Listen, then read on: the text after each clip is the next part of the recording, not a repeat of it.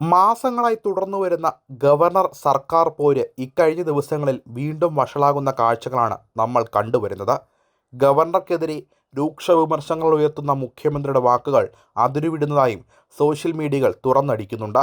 ഇതിനിടയിൽ മുഖ്യമന്ത്രിക്കും ഭരണപക്ഷത്തിനുമെതിരെ വിമർശന ശരങ്ങളുമായി രംഗത്തെത്തിയിരിക്കുകയാണ് ജി ശക്തിധരൻ. തൻ്റെ ഫേസ്ബുക്ക് പോസ്റ്റിലൂടെയായിരുന്നു ശക്തിധരൻ്റെ തുറന്നുപറച്ചിൽ.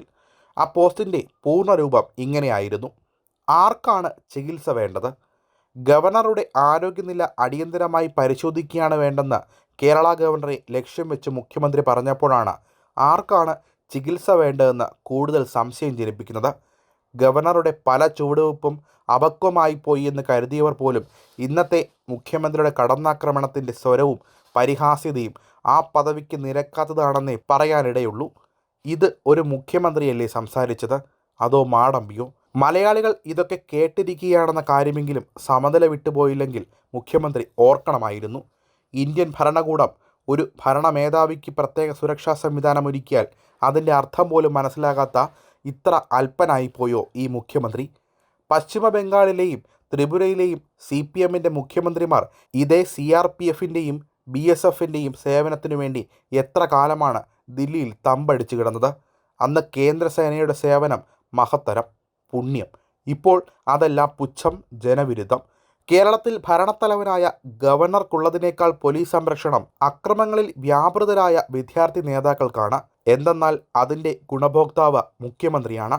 അക്രമ മാർഗങ്ങളിലേക്ക് വഴിതെറ്റിപ്പോയ ഏതാനും വിദ്യാർത്ഥികളെ കയ്യിലെടുത്ത് രാഷ്ട്രീയ പക തീർക്കുന്നത് ജനങ്ങൾക്ക് മനസ്സിലാകില്ലെന്നാണോ?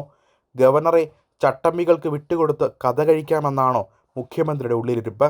വിദ്യാർത്ഥികളെ അക്രമങ്ങളിൽ നിന്ന് പിന്തിരിപ്പിക്കാൻ പോലീസ് സേനയ്ക്ക് കഴിയാത്തത് കൊണ്ടാകാം കേന്ദ്രസേനയെ നിയോഗിക്കുമെന്ന് കേന്ദ്ര സർക്കാർ പ്രഖ്യാപിച്ചത്. അത് തെറ്റോ ശരിയോ ആകാം. ഫലത്തിൽ തലസ്ഥാനത്തെ ക്രമസമാധാനം അവതാളത്തിലായിരിക്കുകയാണെന്ന് മുഖ്യമന്ത്രി സമ്മതിച്ചിരിക്കുകയാണ്.